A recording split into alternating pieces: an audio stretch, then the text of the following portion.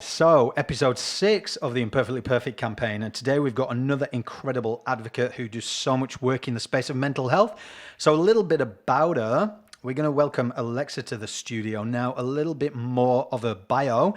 Alexa has over 16 years' experience in the health and fitness industry as an internationally published sports model and celebrity trainer. Born into a military family, her journey started on a mission for muscles after she was bullied at school for being too skinny.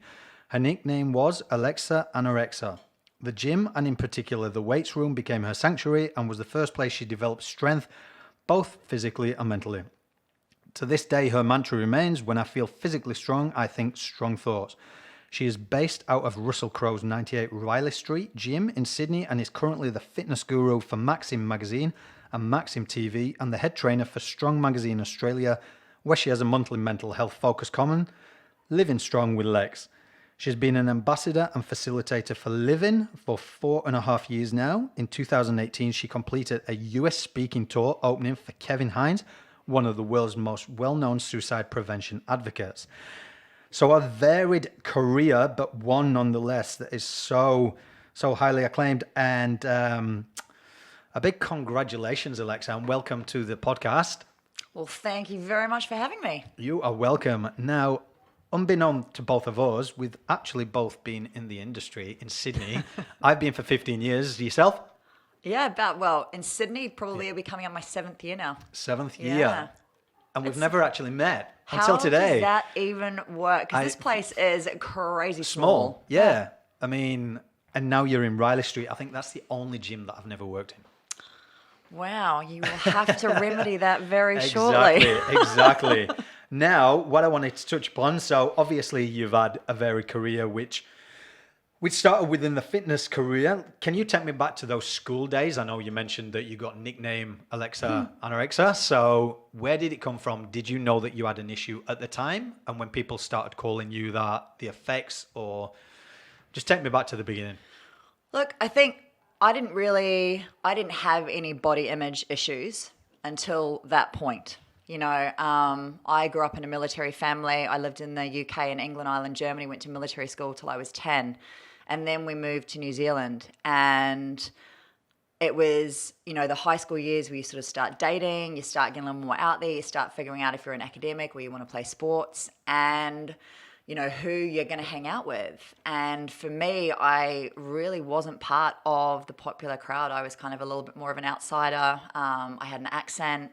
People tend to pick on you for stuff they don't understand. And I was really, really skinny. Like, I mean, I flex now and people are terrified. But well, guys, we will throw some pictures up of her. She is pretty shredded. But back in those days, like I didn't play sports. And I'd never really been that way inclined. I was definitely more of like a straight A student, a bit of a straighty 180 and a little bit of a teacher's pet. And whether that played into it, I don't know. But I was at school, I had buck teeth, I had long hair, I could sit on it, I was really skinny. And the nickname Alexa Anorexia came about. And it was the first time I'd ever really heard anything negative about my body. And, you know, I definitely didn't develop any sort of like full-on body dysmorphia or eating disorders or anything, but it definitely played a part in the next part of my journey because I guess what people also didn't know is that at home I was having a really, really rough time because at the same point that I was being bullied at school and being called Alexa Anorexia, my mum was actually diagnosed with manic depression, now known as bipolar. And, you know, back in those days, there was absolutely no education or awareness about mental illness or mental health or suicide. You know, when she got laid off from work, you know, it wasn't even a recognized textbook disease. And it was a really, really tough thing to deal with. You know, I was by myself at school and then I would come home. My mum would literally be losing her shit at me. It was like I'm walking in the door and I'm like, oh my God, what is today going to be like? Yeah. Couldn't bring friends home because I was terrified. And how old was you at what was this going age? to happen? I was like 15. Wow. So it's like that pivotal age, you know, and I couldn't even bring friends home, which was like even more alienating for me and more isolating. And, you know, Dad was drinking to cope with it. So he alcohol was his crutch. And so I started going to the gym, and it was kind of like a double whammy for me. I started going, one, because I wanted to put on muscles and I wanted to feel strong.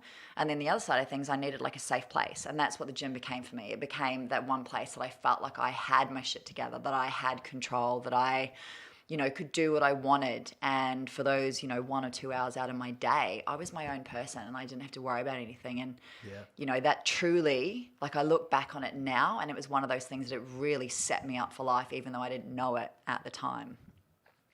So.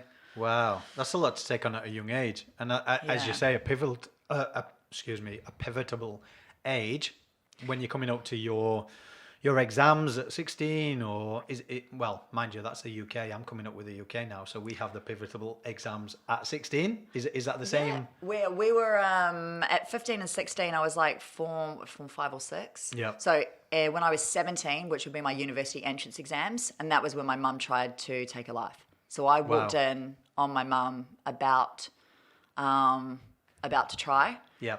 And honestly, like that moment probably. That was like the pivotal moment for me. It was the day that everything changed, because up until that point, like I knew I was struggling. I knew we were struggling as a family. I knew she was struggling, but I had absolutely no idea that she was at the point where she felt like that was her only option.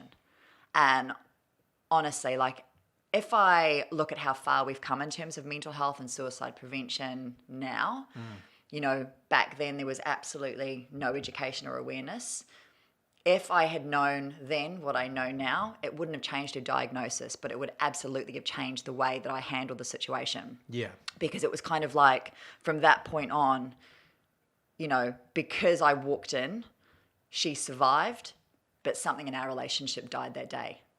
And I didn't know how to fix it, and my mum ended up passing away when I was 27. So this was ages and ages later, but I never was really able to build or mend that bridge. Right. And it's probably the only regret I've ever had in my life, is not understanding how to fix that relationship, not understanding how to love her the way that she needed to be loved, or be able to give her the support, because I just didn't get it. Yeah. So yeah. And I mean, at 15, on one hand, you're going through your own things, you're going through puberty, and then you've got a mother going through this, and then a father not knowing how to deal with alcohol. I mean, did anyone on the external, I ask everyone this question, but did anyone from the outside sort of see anything in you or recognize any symptoms or reach out? Did you feel that you could reach out to anybody? I know the resources these days have become a lot better and the education out, but I mean, back in those days, family members or? No, because I'm an only child. So Right. I was like by myself from such a young age. And I guess part of being in the military family was that I learned, how to be independent, how to do everything by myself, how to basically survive, like be self-sufficient, because I'd done it for so many years. So, I told no one what was going on at home. I was terrified to tell my friends. I didn't want to be judged. Like I said, I didn't want to bring anyone home. My dad was drunk, so that was the other side of the coin. I remember one day bringing a friend home, and he was so drunk he literally chased her around the couch with a chair because he thought it was really funny. Wow. And fell over on the couch and went to sleep holding the chair, and my friend was like, oh my God, what is Did you see that friend again? Yeah, I mean, look, we actually ended up being really, really good friends, because I think no one really understood the full extent of what was happening in my house. But, even if you'd asked my dad what was going on, I don't think he would have been able to give you an answer either, because we actually never ever spoke about it. And it's funny because when I do a lot of talks now, one of the first things I talk about is the fact that this I'm fine mentality kind of needs to stop, because I had a friend last year that took his life, and I'm fine was one of the last text messages we got. My mum, I'm fine, was the last thing that she said to me before she tried to take her life. And I'm fine is what I said to every single person who asked me what was going on in my life. Yeah. So it's kind of that whole, it's probably, two of the most toxic words.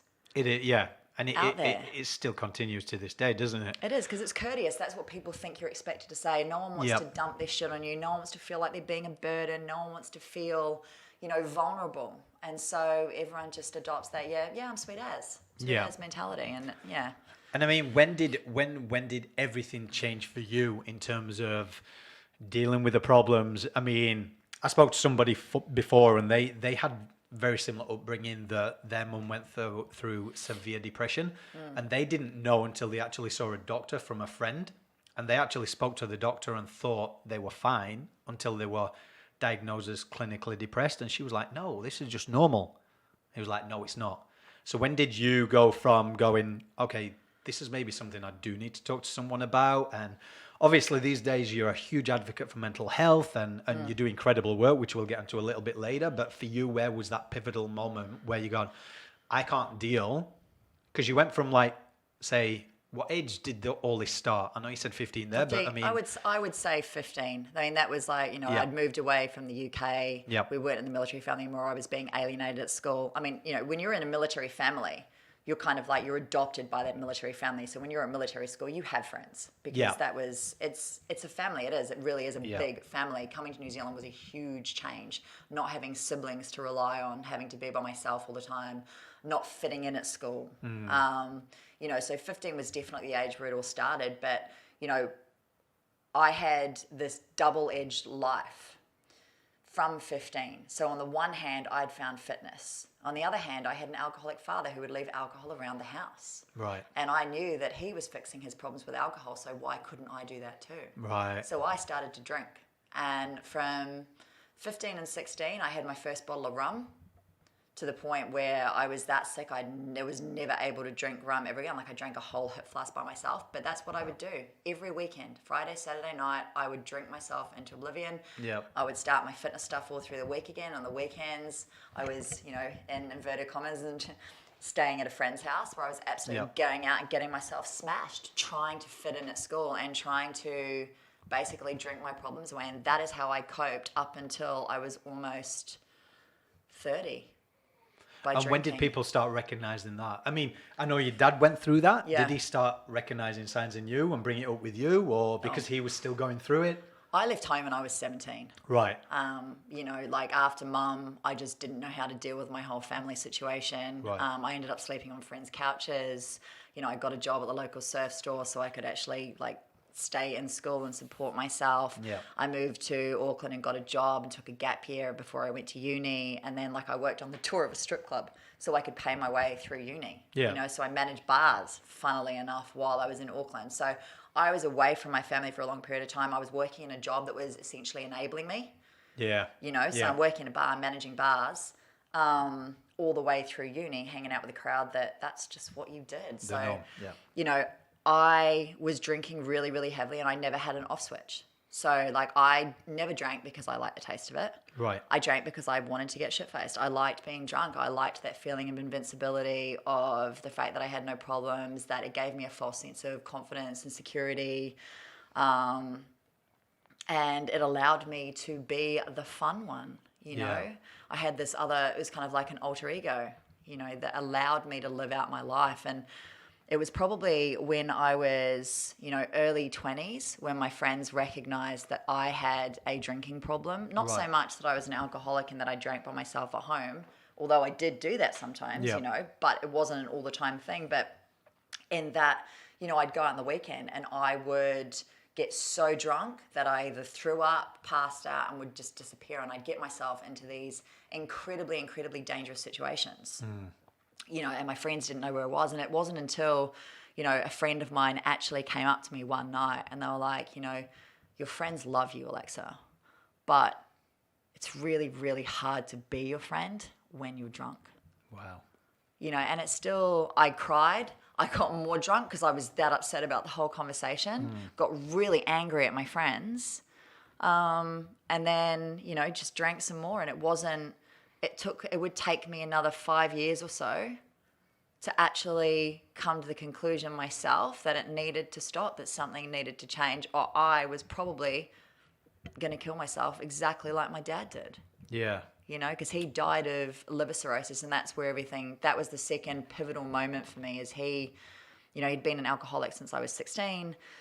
And then when I remember having one last Christmas with him when he couldn't even come to Christmas breakfast because his withdrawals were that bad. He would ring me at uni and be like, I need you to go to the liquor store for me and get me some alcohol. And I'd be like, I'm not going to the liquor store for you. And he was like, well, if you don't go, I'm going to drive there drunk. Wow. You know, Yeah. it was that type of a relationship. And he, you know, I remember having this massive chat with him one day, and I got really upset. And I was like, you realize you're killing yourself. You know, you're probably never gonna see me get married. You're never gonna see me, you're never gonna be able to walk me down the aisle. You're never gonna give me a father speech. You're never gonna see any grandkids, like nothing. And he turned around and he was like, I really wish I could tell you I loved you enough to stop, but I can't.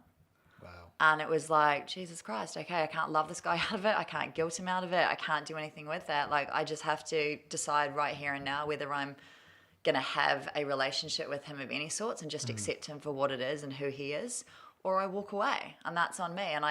And you know, after my mum passed away, I didn't even get to say goodbye to her. I was like, I'm not doing that with another parent. Yeah. So he ended up, he got liver cirrhosis and he passed away. It'd be almost, 11 years ago now. Wow. I went to his funeral, got absolutely shit-faced in his funeral in New Zealand. I was living in Hong Kong at the time, so I was like working for PR for 3 bars. I was drunk all the time. Went to his funeral, drank his last bottle of whiskey, absolutely shit-faced, fell in a ditch, threw up all over myself, missed my flight home the next day, woke up and went, you know what, fuck this, it's got to stop. Yeah. And it was the last time I ever touched alcohol.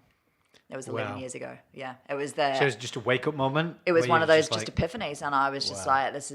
like, I'm so done. This can't go on. Yeah. You know, and it's funny because I tried so many times before then to like give up. Like you get really drunk on the weekend, and you're like, fuck this, I'm never doing this again.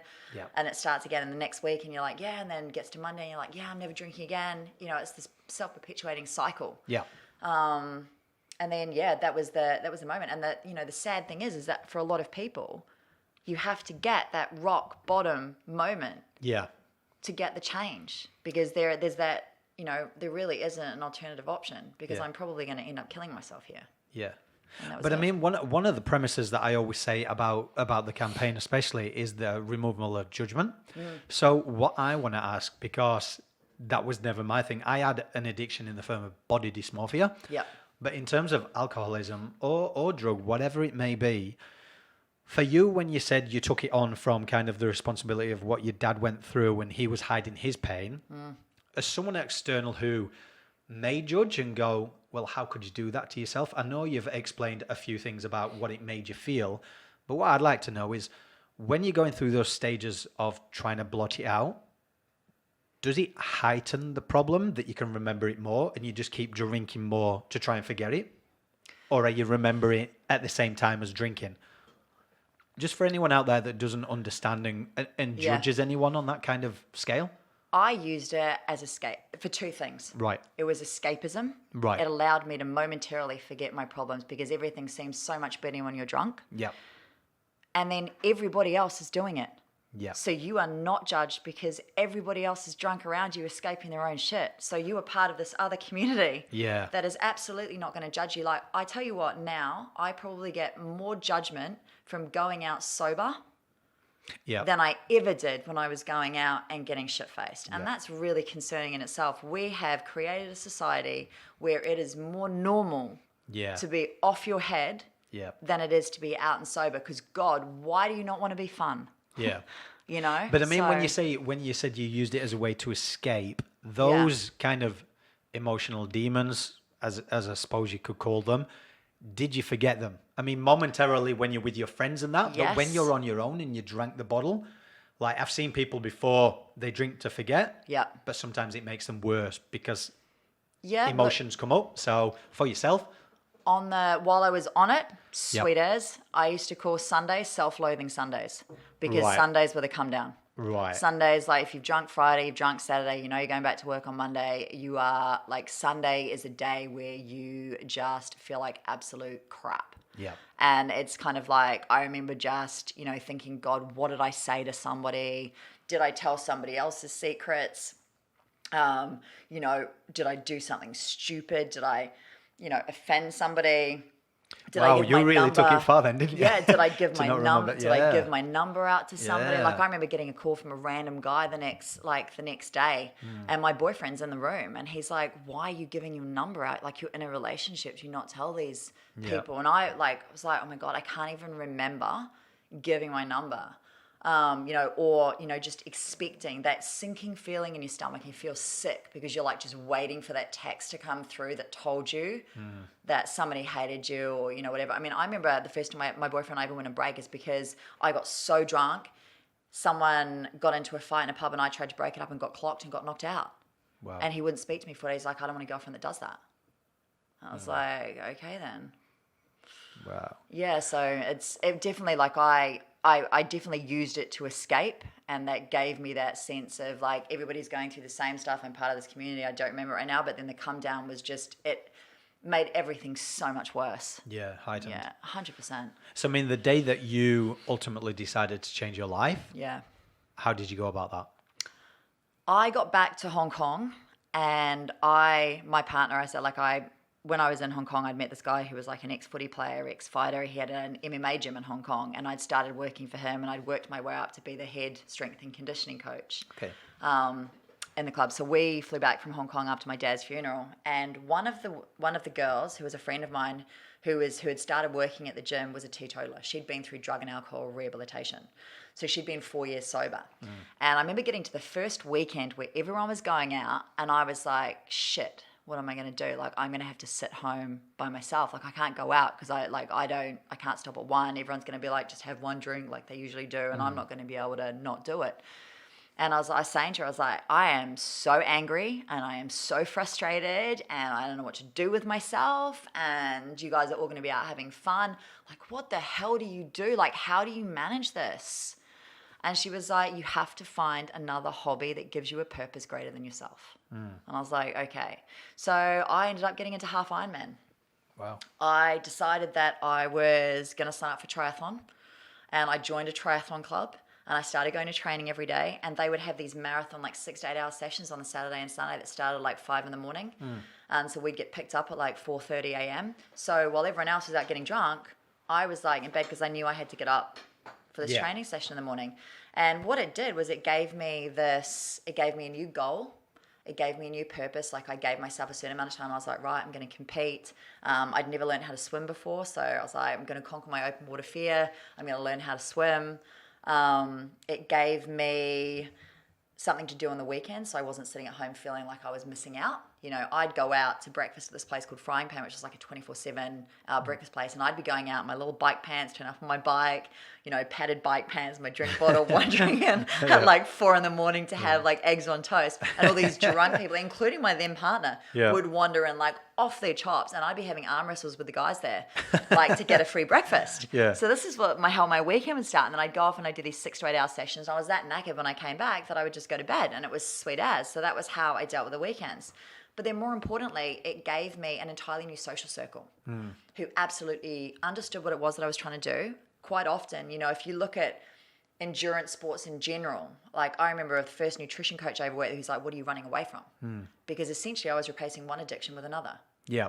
Albeit a more like a healthier one. But I had this whole new social circle who'd been through similar things, who were doing it for a similar purpose, and who wanted to support me in that journey. So rather than people who wanted to encourage me to have one more drink, these were people that were just going to get up at 4 a.m. and come for a 6 to 8 hour cycle with me. We'd go out and we'd go to like, an event for a triathlon club, and we wouldn't drink. And my boyfriend used to joke about it, and he'd be like, all you guys do is freaking talk about transition times. And I'd be like, yeah, well, what of it? So. But it's so funny. So essentially, fitness saved your life. Fitness 100% saved my life. And it was, they talk about, I've seen a lot of things lately, a lot of reading that I've been doing is like the opposite of addiction is connection. Yeah. And that's what it was for me. It was creating that sense of connection with a different set of community. Yeah. Who wanted to support what it was they wanted to do. And I cannot recommend, like, that's one of the first things that I say to people now when they come in. It's like, you have to have those people around you that absolutely understand what it is that you're trying to do and want to support you. They want you to be the best version. They're not going to be confronted by the decisions that you make about your own life. Because honestly, sometimes I go out now and I'm still amazed at how confrontational it can be for some people who think that I'm indirectly challenging their own lifestyle choices by choosing to remain sober. Yeah. So it's a really interesting place to be. But yeah, having those people, so freaking important. Yeah. I mean, you can transition that into any part of your life. I've noticed at the moment, like, my own journey and self-development and the people that I'm now associating with. And it's not that you've got to distinguish yourself or remove yourself from older people, but it's kind of whatever circle of friendship you're in. If you're not moving in the same direction, you need people to elevate you in whatever sense it be. So if that's going from addiction, moving from one to another, just almost like forming new habits and new people. And again, it's not removing yourself from the older people, but you need to be around people that are going to elevate you as well as you elevate them and move you in the right direction. Oh, 100%. And people who are going to be really honest with you. You know, like I look back now at that guy who came up and had that chat to me in the pub. Yep. And I'm like, man, that was a really fucking cool thing to do. Yeah. You know, and I wish people had more guts to be able to do that. Yeah. You know, and I mean, maybe you don't hear them at the time. Maybe it's not the right time for you. But, you know, if you've got true friends, they are going to be 100% brutally honest with you. Yeah. Yeah. I love those sort of people though. Oh, and I tell you, the more just work pull you you do up on on your this, shit. absolutely, you need those friends, You do. man. You do. You really, really do. But I mean, when I was going through my body dysmorphia, I mentioned it on one of the other episodes. Basically, I writ my journey. It was the first time. So I started a blog and I just thought to know my passion of this campaign is to know my truth. And it was the first time I writ it down. And I was like, fuck, Glenn, you put yourself through some serious shit. But when I put it out, half of my friends got in touch and said, wow, that was so strong. And I saw myself in parts of that. And when you wrote about us throughout that, yes, we did notice it, but we didn't want to push you. Yeah, right. So there's that sense as well. You almost need those friends to call you out on it, but then because they don't know whether to overstep that kind of mark. And I'm like, now in hindsight, I'd gone, I wish you would have done. Yeah. Because I used to be obsessed training with them and going, I can't feel my chest. I want this big aesthetic chest, but I can't feel my chest, to the point where I fucking annoyed myself. and like one of my best mates, Dean, he was like, yeah, I just knew it. I knew there was something. And then when I wrote it, it was like, in a sense, I think everyone in the fitness industry has gone through an addiction of body dysmorphia. Even the people you look at who we think are aesthetically blessed are probably the ones that struggle the most because they're trying to maintain looking like that and they're struggling mentally. And some people, when I opened up about body dysmorphia, they'd never heard the term. Well, it's not really regularly heard among guys. It's No. usually heard, same with eating disorders. Like Yeah. there's a lot more research now coming out on how prevalent it is within guys as well in a gym setting. But yeah, look, I mean, when I look at the fitness industry, and I've done quite a few talks in the fitness industry recently, and everyone starts in fitness for a specific reason. Yeah. You know, like everyone, whether it be to look a certain way because they feel a certain way about their body, whether they are trying to escape something, whether they're doing it to fit in, whether they're doing it because they want to feel more connected. Everybody starts it for some reason, and very few people, it's purely aesthetic. The aesthetic is kind of, it's just the icing on the cake. It's all the shit that's going on underneath that gets them in the door in the first place. Yeah. Yeah. And most girls I've spoken to now, like a lot of the women that I've trained, like it used to be the thing that you want to come in and be really skinny or, you know, like drop weight or whatever. Now women are coming in wanting to feel strong. You know, I've got one client, Lizzie, I talk about her a lot. She's a legend. You know, she came in to me. She'd never been in a gym before. Weights absolutely terrified her. She lives with bipolar. She works in a high-powered lawyer, as a high-powered lawyer, so she works in a male-dominated environment. It's her job to argue her case every single day. She was getting really overwhelmed. She was getting bullied at work.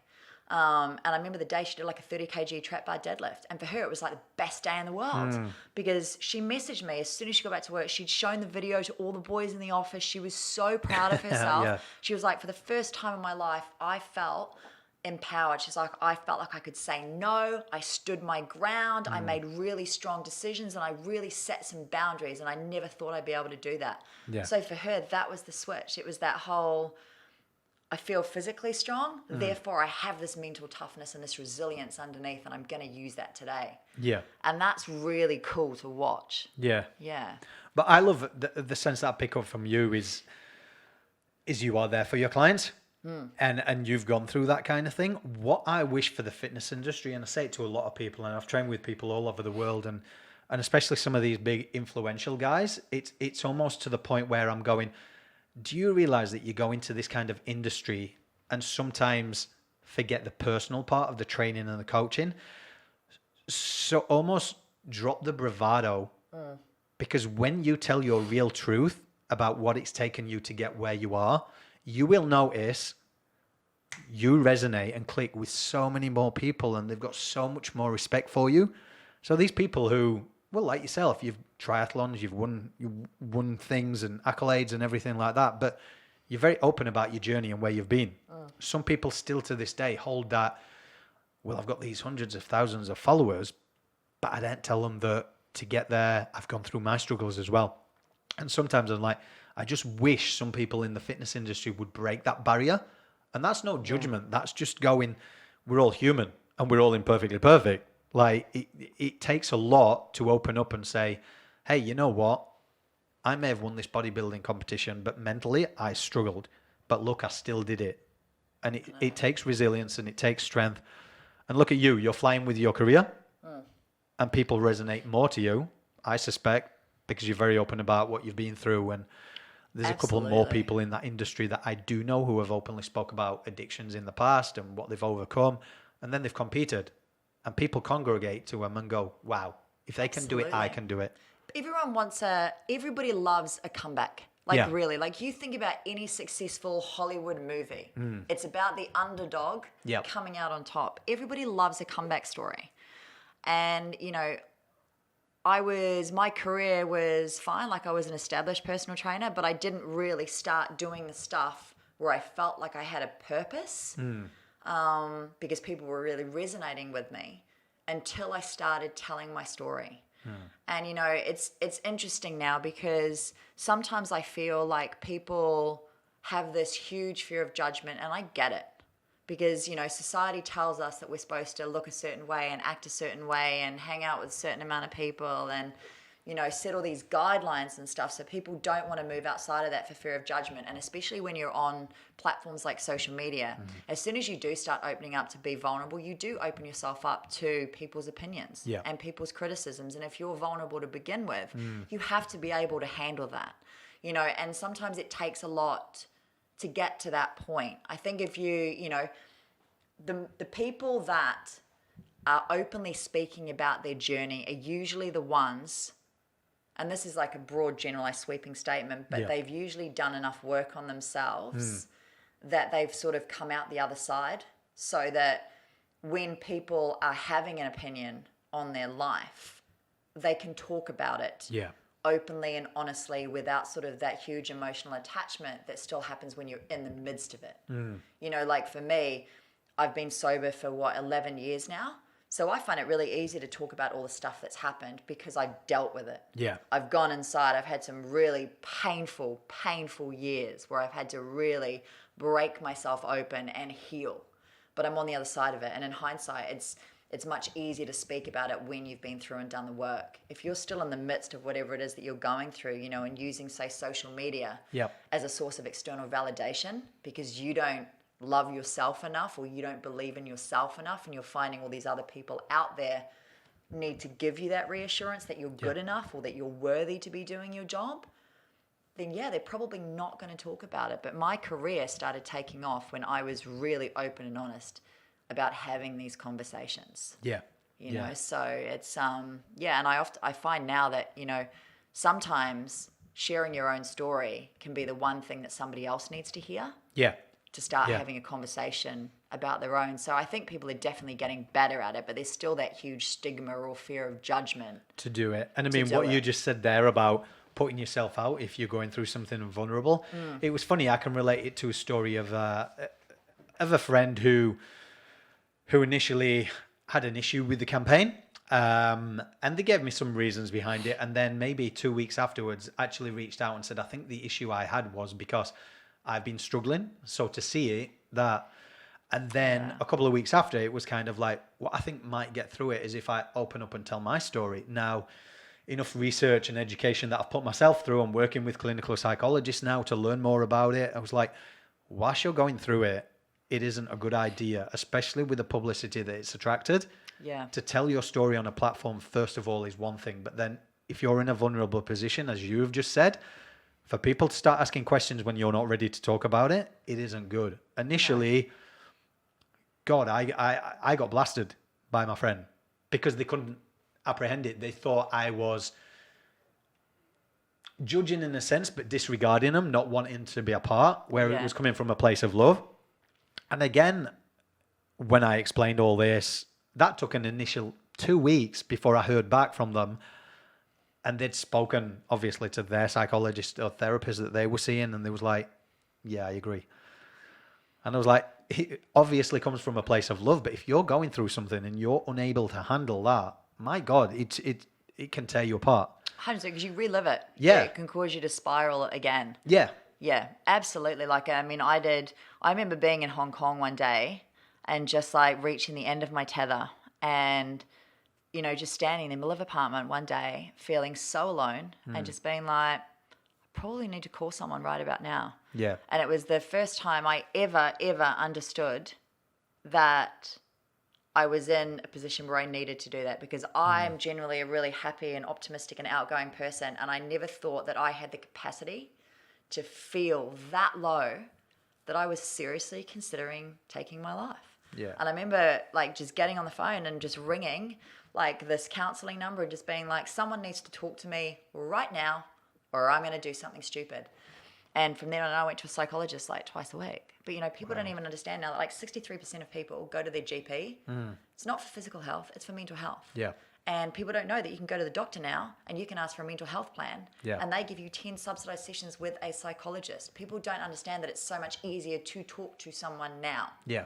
Back then, so much more judgment. Now, so many more people relate to and resonate with you because they've all been and done that. Like going to a psychologist, I mean, you've been to the States.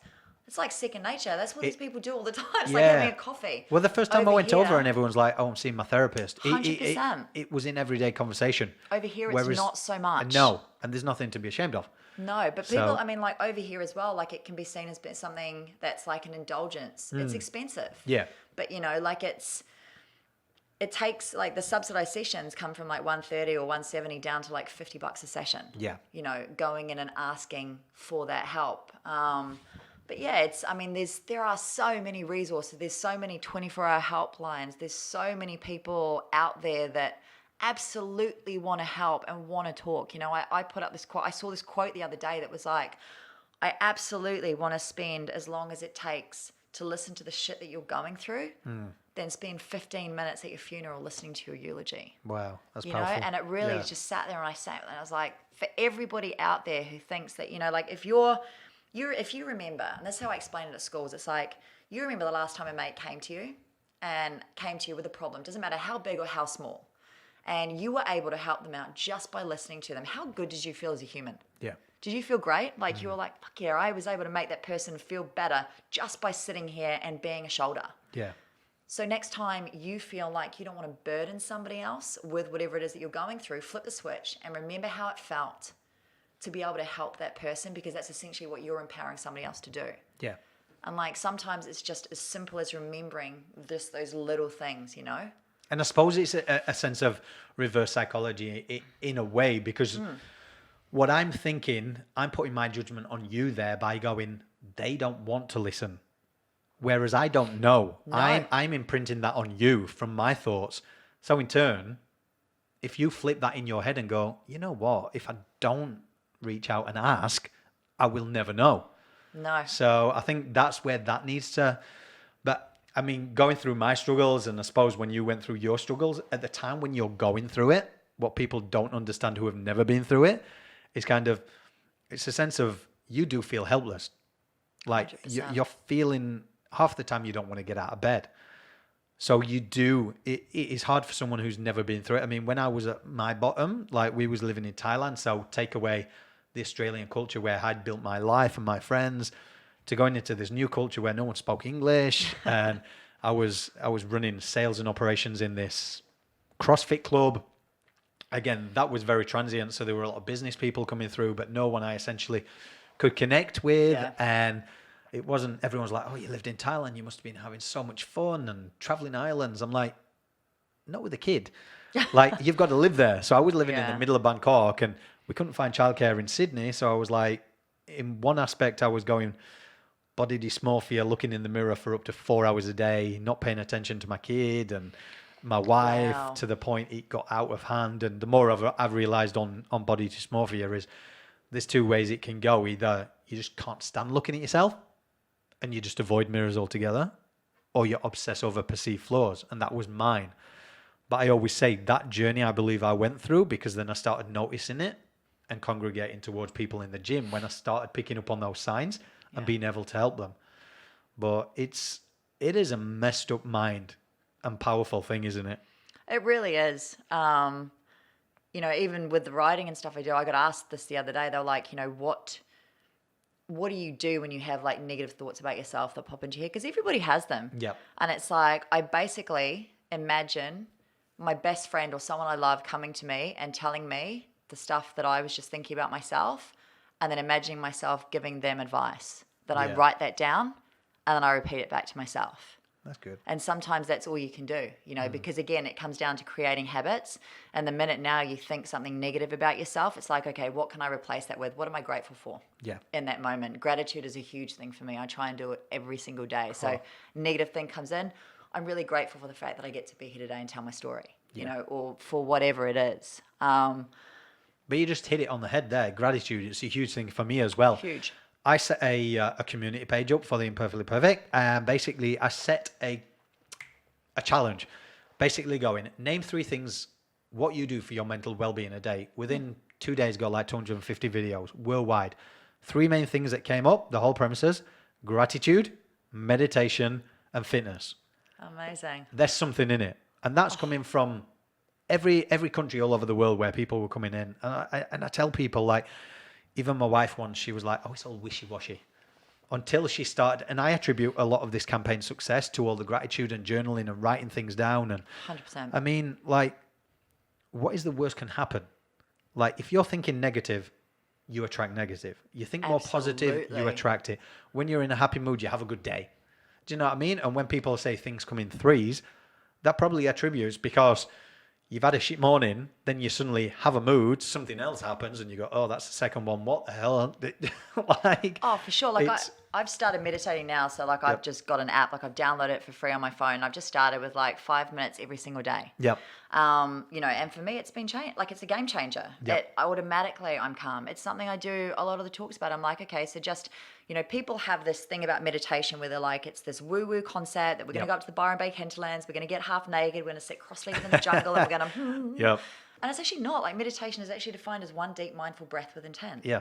So, and in the space of one deep mindful breath, you can visualize any positive outcome you want. Yeah. Like nailing a job interview or a first date, not like that. Sounded really bad. Or kicking the winning goal or scoring the winning try. A lot can happen in that one deep mindful breath, but that is a really easy way to start meditating. Or even like one of the exercises that I do with people I work with is like, for 20 seconds, close your eyes. In that 20 seconds, I just want you to count the number of sounds that you hear. And then they open their eyes and I'm like, you just meditated for 20 seconds. But this was not about the number of sounds that you counted. It literally gave you a 20-second reprieve from whatever it was that you were thinking about before you came in here and sat down here today. Which, when you're in the middle of a really acutely stressful situation, or in the middle of one of those spirals where we have this problem that starts as this tiny little nutshell, and all of a sudden we've thought about it, and then rehashed conversations, and now we're stressing about shit that hasn't even happened yet. It can be a really good way of bringing it back down to zero. It doesn't fix it, but it definitely gives you that reprieve. Yeah. So all of these, like, there's so many really simple techniques that don't take time and money for people to be able to bring into their life that allow for a sense of calmness. There's so many things you could do, that have the ability to change that mindset around. People talk a lot about the fact that, like there's so many quotes out there because social media can be a dangerous thing in the sense that it's always like, be positive and be happy and just do this and just do that. And it's like, well, if being happy was that easy, we'd all be out of a freaking job, wouldn't we? Yeah. But it's about people choosing to do the work. Just like going to the gym, just like what you put in your mouth, choosing to be grateful, choosing to go, okay, I'm having some negative thoughts here. How can I switch that around? Acknowledging that there's stuff going on and then choosing to work on it, do the work. That's the other part of the puzzle. It's not about, like just waking up and being happy one day because you decided you were going to be happy. It's waking up one day or waking up every single day and consciously making the choice that at every single intersection that you have, there's always going to be two options. Yeah. And invariably, if you start making the more positive choices, it turns into a bigger habit, and that's how you create happiness over time. Yeah. And then when you're happy, you tend to attract other people who are on the same wavelength, as opposed to being in a really shit place and attracting really shitty people. So it's kind of like this. It's like a self-perpetuating, more positive cycle that you can create, but you have to choose to do the work. It's not easy. Yeah. It's like attracts like. And like Absolutely. the last podcast, Chibs, I don't know if you know Chibs. He's within the fitness community as well. He's been around a long time. Does meditation. I know, Chibs. He's incredible. So I actually did his podcast and then invited him on mine. And like he even said, that what people initially think about meditation, he said, he changes the stigma towards it. He says, you've got to think, you've got a 6-foot black man from South London. He was like, that you would not think is kind of what people attribute towards meditation, like the hippie or the dreadlocks and that kind of stuff. So he said he opens a lot of people, especially in corporates' minds, to it, because a lot of people, like you say, are closed off to it. 100%. And you have to work on yourself. And the more that I have found from doing this campaign is the people who have actually gone to rock bottom and come out the other side are all doing the same thing. They've opened their mind, they've found meditation, gratitude. And at the end of the day, if you don't know how to find a place of happiness, then maybe go and volunteer your time. Like, go and help other people, and you will just see. I mean, this weekend I went and spent like the weekend down in Wingham with a bushfire relief, just to help them and just to see the gratitude on people. Like, they just needed people. And again, it was like the older generation in that community all helping. And I got there early, so we sat there with my friend, and I was like, where's the young people? Like, the suicide rates are attributing to, and nothing to do with the bushfire appeal, but I was just like, you've got the communities together, but they're the old generation. Where's the young one? And then this bus turned up with the part of the Bondi crew that we were with. Yeah. And you should have seen the tears and the look in their eyes, like, wow, we've got 30 young people that care. I was like, so if you're going through something out there or you're listening to this podcast, like, and you're young, like, volunteer your time and just see, like, when you get a part of a community, like, you should never feel alone, because you're always gonna find that. Which leads me on to the next thing. You do some incredible work with Living as an advocate towards mental health, and you go into schools and you talk to the younger generation. I do. So tell me more about that. Oh God, honestly, we've talked about a couple of pivot points in my life so far. Like, the first one was mum, trying to take her life. The second one was my dad killing himself via alcohol. The third one would be 2 years ago. I've been an ambassador for Living for 4.5 years now, and I started off, I've always had a story, obviously. You've heard most of it by now, but never a really, really cool story. And so 2 years ago, I was diagnosed with degenerative osteoarthritis in my hip. Right. And essentially that meant that in the space of 8 to 10 months, I went from being an athlete to somebody who couldn't walk across the room unassisted. I couldn't get out of bed. I was literally had to pull my leg out of bed. I couldn't step off a curb to get across the road. I couldn't go hang with my friends anymore because I literally couldn't walk without my crutches. I was in that much pain. Couldn't sleep because I was in consistent pain. Couldn't train properly. Was isolated from all my friends and family. I couldn't even get out of the shower and put my pants on because I couldn't stand on one leg. And it was probably the hardest thing outside of my parents that I've ever had to be through. But I learned so much about myself in that time. The biggest thing arguably was learning how to not just ask for help, because I had to, but being able to take help when it was given to me, because that was always been something that I had struggled with. And that was a huge lesson. It also brought me really, really close to people around me, because all of a sudden I was letting them in. I was being vulnerable because I had to be. But the biggest thing that happened was, it was on August the 12th, 2017. I was admitted into St. Vincent's Private to get my hip replacement done. And this was at 8 a.m. And at 12 p.m, I woke up in ICU on a breathing tube with 3 of my best mates standing over my hospital bed crying because they'd been called in by the hospital and they thought I'd died. Turns out I had. So I'd had an anaphylactic reaction to my antibiotics and surgery. I'd flatlined and I'd had to be resuscitated 4 times. And That's insane. it was the craziest experience of my life. I mean, there was no white light and there was no conversations with Jesus, though. You know, I had 137 DMs on Instagram asking me if that was the case. Yeah. It's funny because you shot Liv Fyland. Yeah. She took me into hospital. So she was one of the friends that was standing. Oh, and she's she had my amazing. social media. So she'd written on my social media, so Alexa's just reaction. So she's putting all this up and updating people. So people are reading this going, holy shit, Alexa's just died. She's like, no, it's okay. She's being resuscitated. Oh my God. So all these people are DMing. But, you know, I woke up and I'd had, you know, like I said, no white light, but there was this absolute moment of clarity and this moment of like, okay, I know exactly what I'm here for. And it all came back to like the last thing that I had done before surgery was I had gone to the school in Townsville for living and I had done a presentation and I'd shared my story. And as I was delivering it, I was, you know, Townsville has one of the highest suicide rates in the country. So they're a military affiliated school. One of the students I'd spoken to had lost 3 people in the space of a year, like her dad, her uncle, and her best mate to suicide. Like, heartbreaking. And as I'm delivering it, I'm watching this young girl in the front row, literally head in her hands, and she is bawling her eyes out. And I'm like, oh God, like I've really triggered something in her. Like I'm going to have to be really careful here. What do I do? And I'm watching her the whole time. She waited until everybody had left. And she came up to me and afterwards, and she gave me the most beautiful, the most amazing hug. Like it still makes me emotional thinking about it now. And she's like, thank you. Today you saved my life. And I'm standing there going, what? What are you talking about? And she's like, today was going to be the day that I killed myself. Wow. But listening to you share your story has made me realize I'm not alone and I'm going to go and ask for help. And I just remember standing there just being like, holy shit, what just happened? I had no idea that just sharing my story could have such a profound impact on somebody else's life. And that conversation, that was the first thing I remember when I woke up in ICU. And I was like, I want more of those moments. I want more of those conversations, and this is what's going to happen. Yeah. And that's when I started, like I reached out to Living again. I was like, I want to do more of this. Like this is where I'm meant to be. This is what I'm meant to be doing. You know, at 15, I didn't understand it, that this was the path I was going to take. At 17, I didn't understand it. At 29, I didn't understand it with my dad.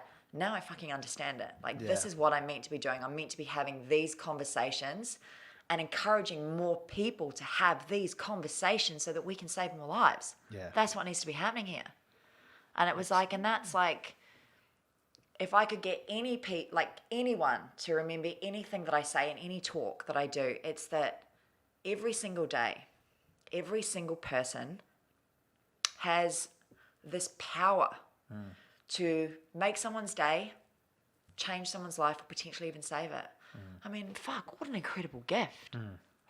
You know, we all have that gift. We just don't all choose to use it. And if we look at what's going on in the world, like in terms of even suicide, and no, it's not an easy subject. Mental health is not easy. Mental illness is not easy. Suicide is not an easy fix.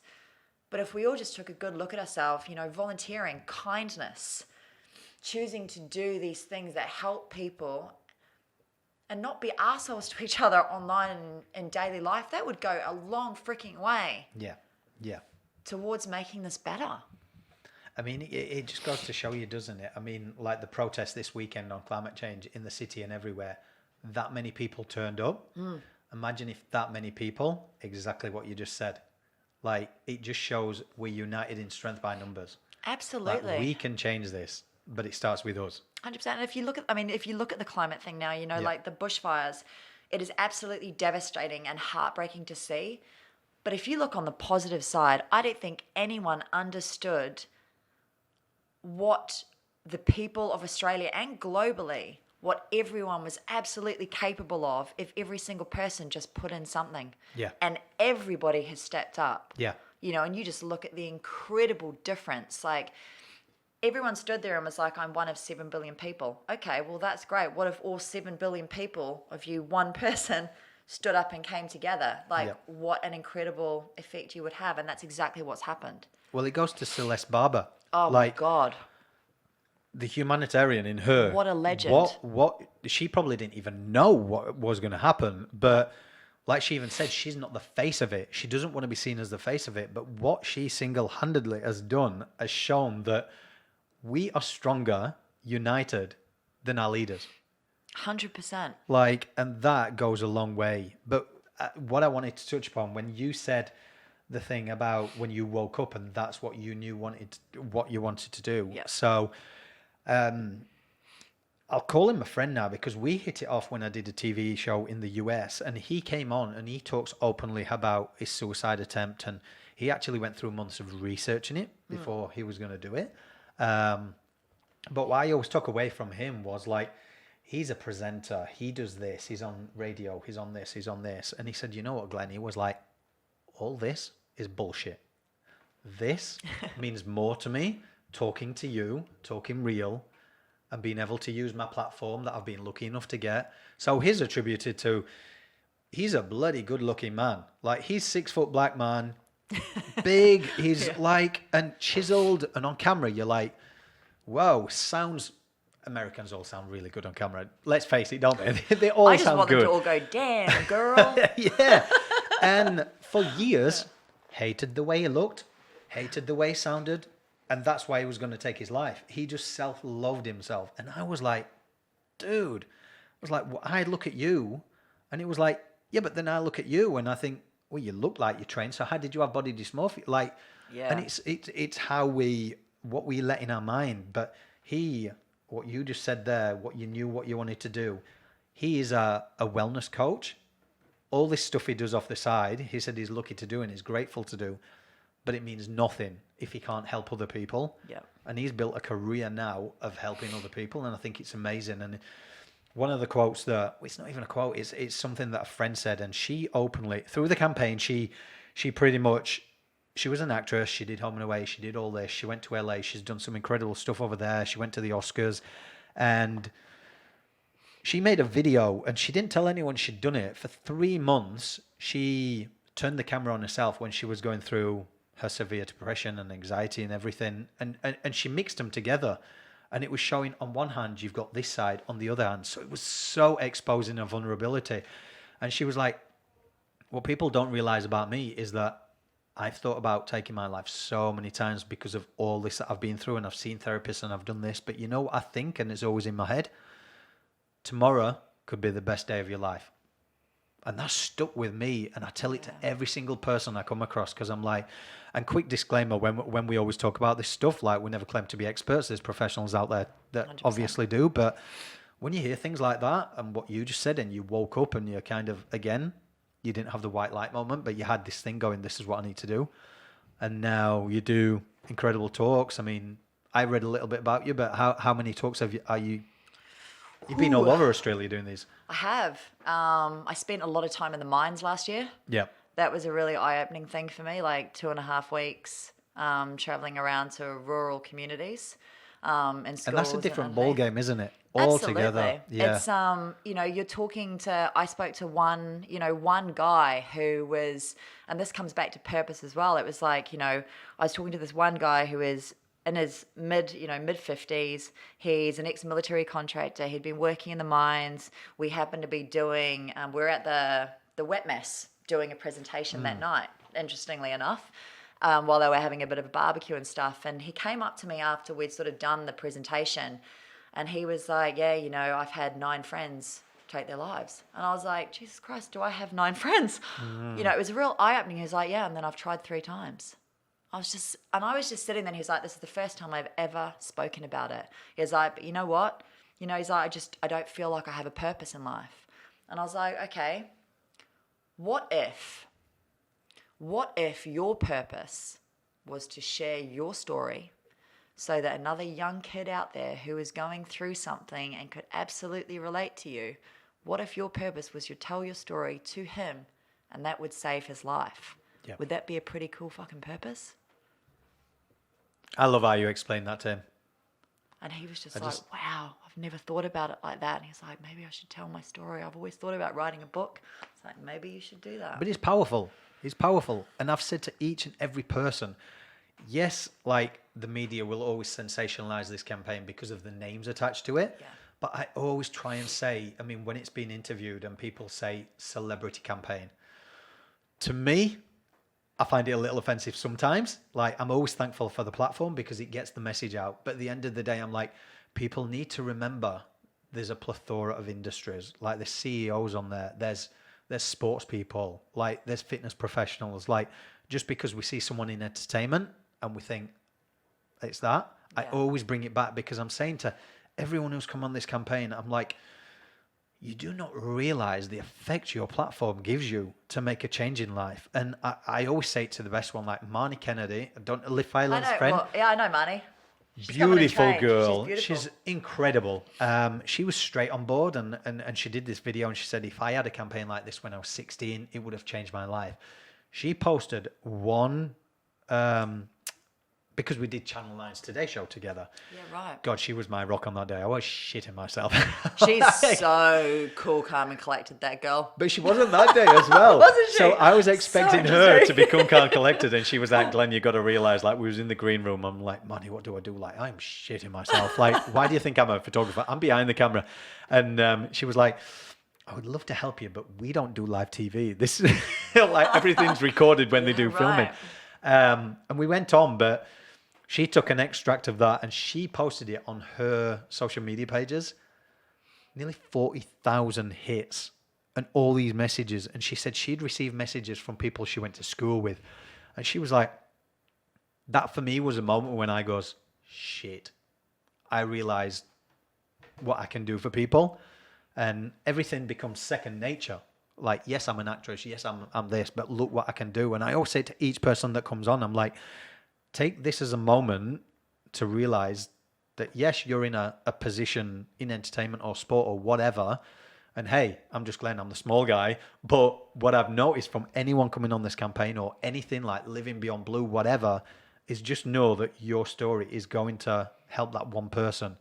And then through the campaign, people have reached out to me, obviously, when they've seen it and they've seen who've attached and they're going, we can help make your social media grow. We can do this. We can do this. And I'm like, I'm okay, thank you. I'm like, because whether it gets one hit, whether it gets 50, if it gets one hit towards that right person and it changes their life and it helps them, then I'm all right. Oh, that's exactly it. Like I said to you earlier, you know, like sometimes you go into schools, I go into schools and I'm talking to kids from anywhere from 11 to 17. Yeah. And sometimes you walk into a room and you're telling these stories and these kids are like not looking at you, they're talking to your mates, they're on their phones, they're completely disengaged and you're like, what the fuck am I here for? Like seriously, these kids do not want to be here. They don't care about what I'm saying, far out. And then I'll get back and I'll leave the school and I'll have 3 or 4 messages on Instagram from kids who were absolutely struggling that day. And if one kid's life is saved from a group of like 1,000. Yeah. That's one life that you've saved. I mean, what an incredible thing to have been able to do. And by doing nothing more than having a conversation about stuff that you went through. And that everybody has that ability. Yeah. You know, but we underestimate the impact that we can have just by having those conversations, you know? Yeah. So, I mean, I hope people realize that, you know, sometimes even... You know, we talk a lot about there being a stigma involved with mental health and asking those questions, you know, asking, you know, how are you and having the I'm fine answer. But a lot of people don't want to have those conversations because they're scared of where it's going to go. And like you said, we're not psychologists. Yeah.